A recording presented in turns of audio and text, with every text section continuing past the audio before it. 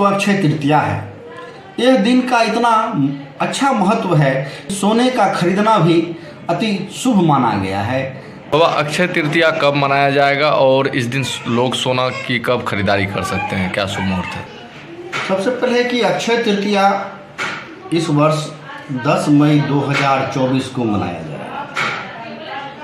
कहा जाता है अक्षय तृतीया रोहिणी नक्षत्र में प्रवेश होता है और रोहिणी नक्षत्र में इसका एक अलग महत्व है और रोहिणी नक्षत्र में इस पर्व को करने से 1000 गुना फल की प्राप्ति होती है। इसमें सबसे पहले वर्तमान में जो है वो खरीदारी पर विशेष जोर दिया गया है, उसमें भी सोने की खरीदारी पर।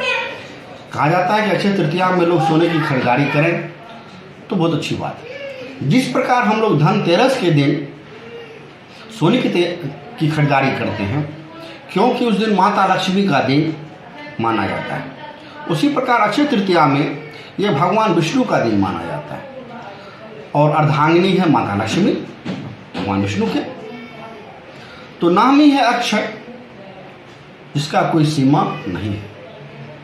इसमें इस बार का जो 10 मई 2024 का जो अक्षय तृतीया जो पड़ रही है, इसमें कई योग अंकित हैं।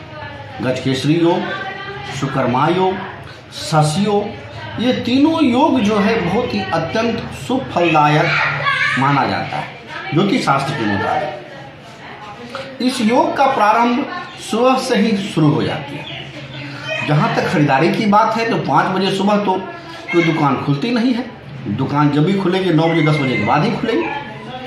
तो जब भी आप खरीदारी करने के लिए जाएं, दिन भर का जो योग है वह योग आपको शुभ फल प्राप्त करेगा और उससे आपको लाभ ही लाभ मिलेगा। तो ये खरीदारी से पहले मैं ये अक्षय तृतीया के बारे में कहना चाहता हूँ। इसका महत्व, ये खरीदारी के लिए इसका महत्व बहुत कम है। इसकी महत्व जो है यह पुण्य कमाने की महत्व है। हम लोग जो सनातन धर्म के लोग हैं, इस अक्षय तृतीया को अक्षय की प्राप्ति करना चाहते हैं और ये सभी आदमी चाहता है कि हम कष्ट क्लेश दुख से हमेशा दूर रहें।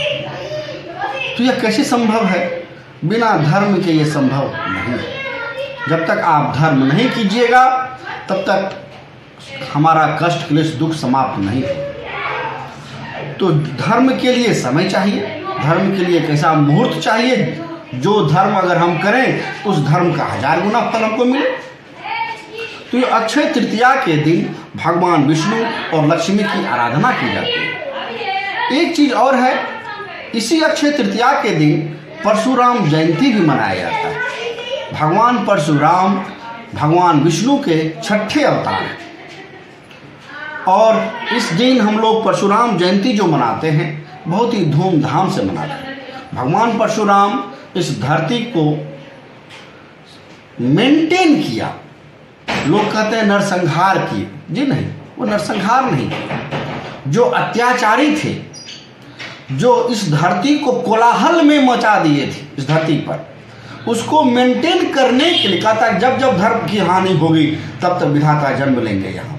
तो इस धरती पर धर्म की हानि होने लगी थी तो भगवान विष्णु 6ठे अवतार में भगवान परशुराम के रूप में जन्म लिए और इस धरती पर से अधर्म का नाश करने लगे और धर्म पर का पताका फहराने लगे।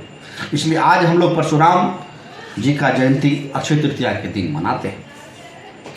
जहाँ तक इसके साथ हम कहना चाहते हैं, इस दिन गंगा स्नान का सबसे उत्तम दिन माना जाता है क्योंकि शास्त्र ने कहा है कि गंगा का जो अवतरित हुई थी वो अक्षय तृतीया के दिन धरती पर अवतरित हुई थी। तो इस दिन जहाँ तक हो सके अगर गंगा स्नान का मौका लगता है तो गंगा स्नान कर लें। गंगा स्नान के पश्चात उस दिन अक्षय तृतीया के दिन दान पुण्य करने के भी विधान रखा गया है, जिसमें अनाज का दान, वस्तु का दान, जल का दान, जल पात्र का दान सबसे उत्तम माना गया है। अगर आप गंगा स्नान करके आते हैं तो सबसे उत्तम दान है जल पात्र का दान। पहले लोग क्या करते थे और आज भी लोग करते हैं, मिट्टी का सुराही इस दिन लोग दान देते हैं, क्योंकि हम लोग जानते हैं कि मिट्टी की सुराही वो अपवित्र जल को भी पवित्र कर देता है, शुद्धता ला देती है और उस जल को ठंडा कर देता है। और ठंडक जल जब हम लोग पीते हैं इस गर्मी के मौसम में, आत्मा और मन सब तृप्त हो जाता है। जिसका आत्मा और मन तृप्त हो जाएगा वो तो आपको प्रेम से आशीर्वाद देगा ही। दीर्घायु भव, चिरंजीवी भव, सौभाग्यवती भव, कई आशीर्वादों से मन धारा की तरह निकलने लगता है और लोग आशीर्वाद देते हैं और वही आशीर्वाद हमें प्राप्त होता है और हम लोग आगे बढ़ते हैं। इसके साथ साथ हम कहना चाहते हैं कि आज के ही दिन सतयुग, द्वापर युग और त्रेता युग का प्रारंभ की गणना हुई थी और इसी दिन से इस युग की गणना का प्रारंभ स्टार्ट हुआ। इसके साथ साथ एक और शुभ कार्य इस दिन होता है। अक्षय तृतीया के ही दिन बद्रीनाथ का पट भी खुलता है।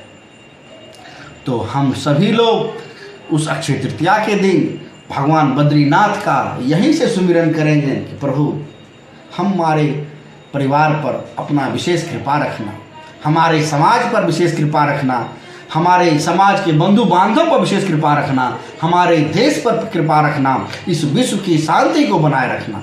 इस बार शुभ मुहूर्त कितने बजे? इस बार जो है सोने की खरीदारी का जो शुभ मुहूर्त है वो प्रातः काल से ही शुरू हो जाता है, मगर प्रातः काल में तो दुकानदार दुकान खोलेगा नहीं, इसलिए 9:30 बजे के बाद और 11:30 बजे तक आप खरीदारी का शुभ मुहूर्त है।